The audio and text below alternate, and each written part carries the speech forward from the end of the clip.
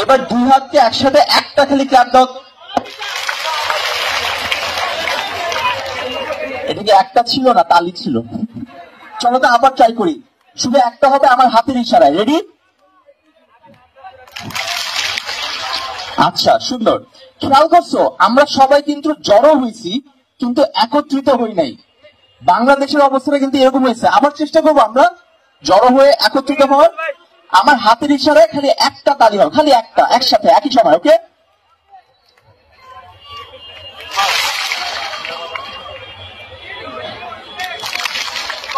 ওকে, এবার আরেকটা করি। এবার তোমরা কত জোরে চিল্লাইতে পারো দেখি তো, যত জোরে। এবার খুব আস্তে আওয়াজ করো তো। এবার আমার হাত যত উপরে থাকবে তত জোরে চিল্লাবা, ঠিক আছে? রেডি?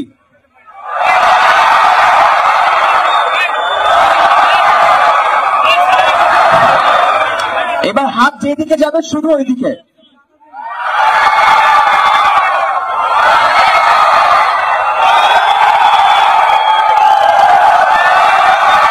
তার মানে যে কোনো যুদ্ধে কুমিল্লার মানুষ একত্রিত হতে পারবে, এটা জেনে আমরা এখন জোরে একটা হাততালি দিতেই পারি। আমি বিশ্বাস করি যে আমাকে এখানে ডাকা হয় বিভিন্ন স্টেজে, নট বিকজ আমি খুব বড় কিছু। আমার মনে হয় যে আমি আজ পর্যন্ত যা যা করেছি এর মধ্যে খারাপ কাজও আছে, বা টুকটাক ভালো কাজও হয়তো আছে, কিছু ভদ্র জিনিস আছে, কিছু অভদ্র জিনিসও আছে। মানুষ হিসেবে আমি ফেরেশতা না, কিন্তু যদি কিছু শিখানোর থাকে যেটা আমি আমার জীবনে শিখতে পারছি, এবং আমার মনে হয় তোমরা সবাই তোমাদের জীবনে একটা জিনিস যদি কোনোভাবে শিখতে পারো, তোমার লাইফে আসলেও অনেক বড় হবা। চাইলে তোমাদের পিছনে যেই পড়ুক না কেন, চাইলে সেটা ফেসিস গভর্নমেন্টই হোক না কেন। সেই জিনিসটা হচ্ছে, আমরা সবাই আজকাল ভিডিও দেখি না যে কত টাকা মাসে কামানো যায়। কেউ 3 লাখ কামায়, কেউ 1 লাখ কামায়, কেউ 10 লাখ কামায়। আমরা বলি না 19 বছর বয়সে মাসে এত লাখ টাকা, 20 বছর বয়সে মাসে এত লাখ টাকা। এই ভিডিওগুলো যখন দেখো, তোমাদের কাছে আমার একটা অনুরোধ থাকবে, টাকা অনেক অনেক অনেক বেশি ইম্পর্টেন্ট। আমি আজকেও হাসনাত আয়মানকে বলছিলাম যে আমিও যখন এখন হসপিটালে যাই, যে কোনো একটা ভালো হসপিটালে কিন্তু আমরা দেখি যে যাদের টাকা পয়সা একটু কম, তাদের প্রতি যে ট্রিটমেন্ট, এটা কিন্তু খুবই দুঃখজনক। তোমরা অনেকেই যে তোমাদের বাবা মাকে নিয়ে হসপিটালে যাও, গভর্নমেন্ট অফিসে যাও, কাগজপত্র করাতে যাও, তোমরা দেখবা অনেকের জীবনে শুধু টাকা পয়সার অভাবে অনেক বাজে ট্রিটমেন্ট হয়, তাই না? টাকা খুবই ইম্পর্টেন্ট। ঠিক একই সাথে যেটা আমি শিখছি, আমি টাকার জন্য অনেক কষ্ট করব, কিন্তু টাকার জন্য নিজেকে বিক্রি করে দিব না। বুঝাইতে পারছি? টাকা অনেক বেশি প্রয়োজন, স্পেশালি বাংলাদেশের মতো দেশে, কিন্তু টাকার জন্য নিজেকে বিক্রি করে দেওয়া যাবে না। তোমার নিজের একটা মূল্য থাকতে হবে।